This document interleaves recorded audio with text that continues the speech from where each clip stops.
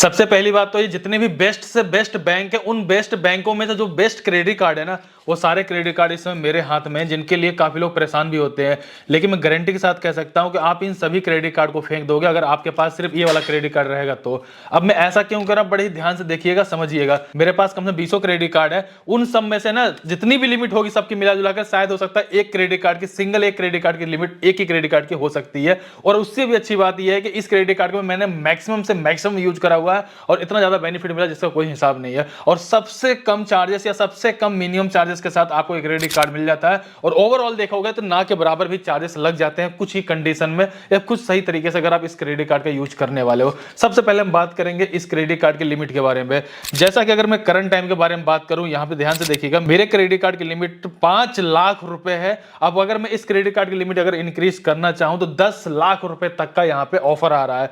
आप खुद सोच के देखो, आपके पास जितने भी क्रेडिट कार्ड होंगे, किसी एक सिंगल क्रेडिट कार्ड की जो मैक्सिमम लिमिट होगी प्लीज वो कमेंट करके बताना ताकि मेरे को भी तो पता चल सके भाई साहब आपकी मैक्सिमम लिमिट कितनी है। मेरी एक सिंगल क्रेडिट कार्ड की लिमिट मैक्सिमम 5 लाख की, इसके अलावा 3 लाख 4 लाख वाले तो क्रेडिट कार्ड और भी कई सारे हैं ही हैं। अब बात करेंगे इस क्रेडिट कार्ड के बेनिफिट के बारे में। इसके साथ साथ इस क्रेडिट कार्ड में जो भी बेनिफिट मिलता है उसको आप अवेल कैसे कर सकते हो, इसके बारे में पूरी सारी जानकारी शेयर करने के बाद क्रेडिट कार्ड अप्लाई करने का पूरा कंप्लीट प्रोसेस वीडियो के अंदर मैं आपको बताने वाला हूं। अगर मैं इस क्रेडिट कार्ड के सबसे बड़े बेनिफिट के बारे में बात करूं, इस क्रेडिट कार्ड से आप 10x रिवॉर्ड पॉइंट अर्न कर सकते हो।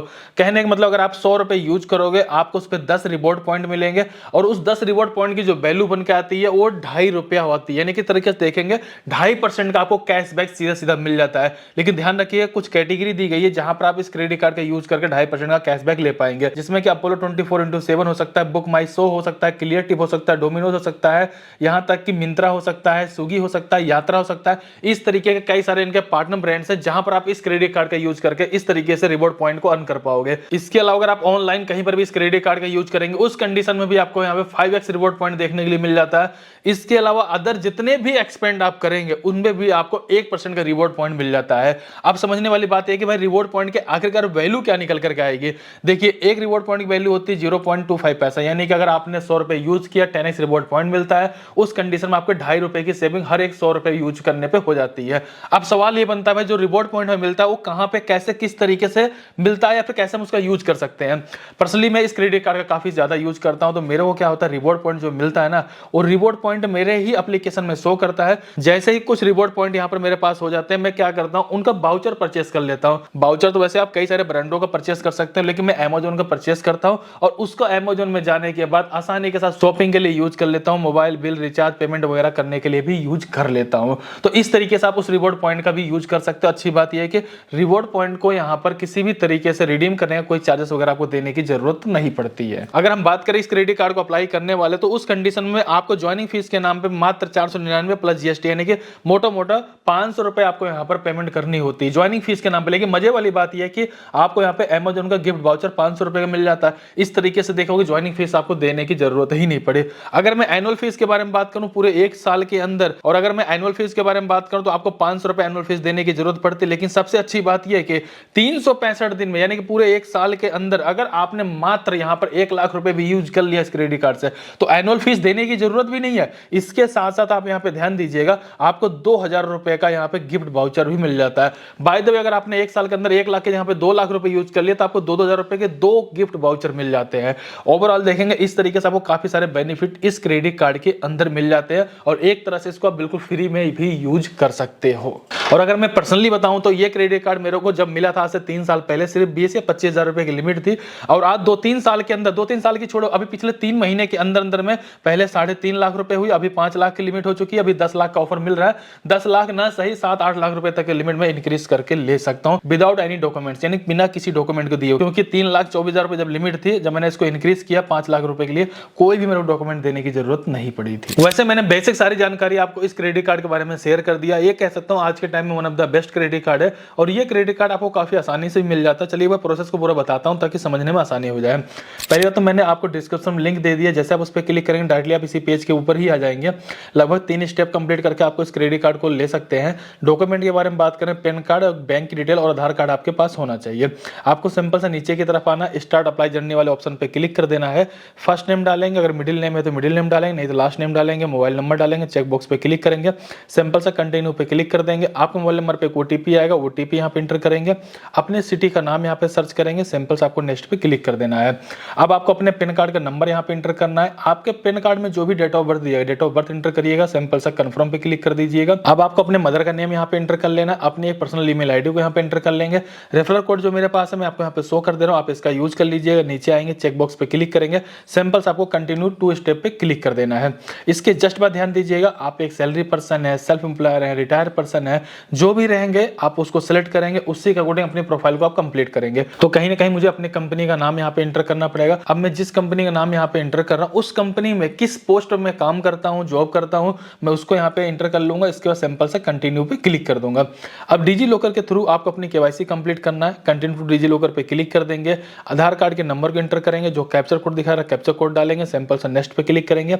आधार कार्ड से लिंक मोबाइल नंबर पे एक ओटीपी आएगा, ओटीपी डालेंगे, कंटिन्यू पे क्लिक करेंगे। 6 डिजिट का जो भी सिक ओटीपी रहेगा आप उसको यहाँ पे इंटर करेंगे, सिंपल से कंटिन्यू पे क्लिक कर देंगे। अलाउ की परमिशन मांगी जाएगी, अलाउ पे क्लिक कर देंगे।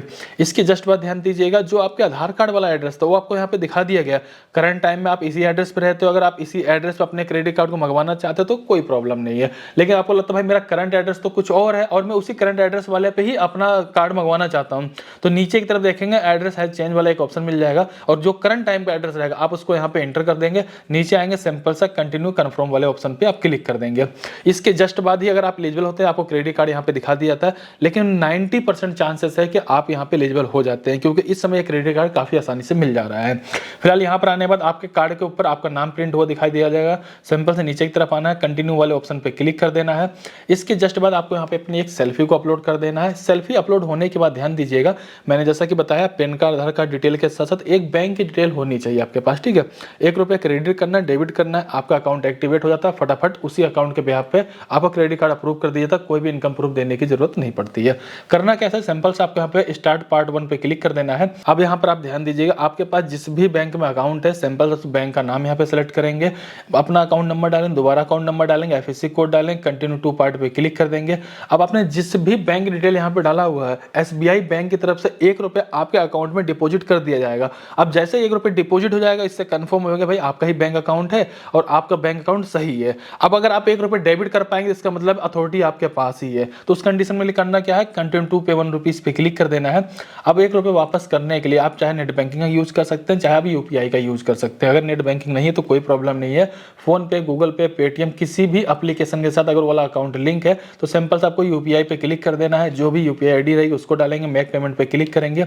जो भी एप्लीकेशन की यूपीआई आईडी रहेगी उस पर एक नोटिफिकेशन जाएगा, यूपीआई पिन डालेंगे, सक्सेसफुली 1 रुपया पेमेंट यहाँ पे कंप्लीट हो जाएगा।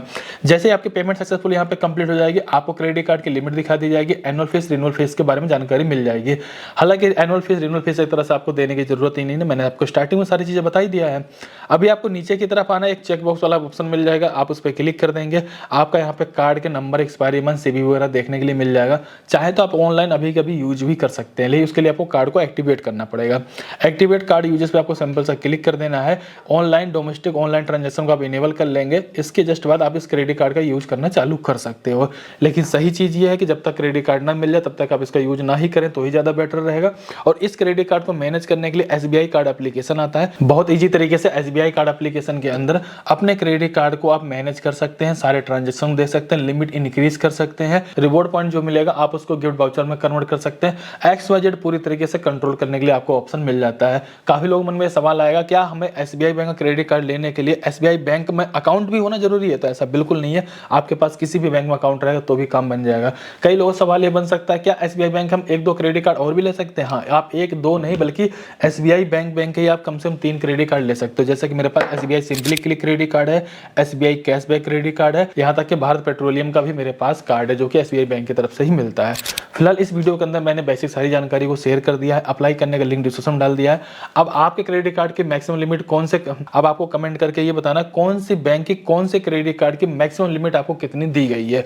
फिलहाल इस वीडियो को लाइक करिए, चैनल सब्सक्राइब करिए। चलिए फिर मिलते हैं किसी नेक्स्ट वीडियो में, तब तक के लिए जय हिंद, जय भारत।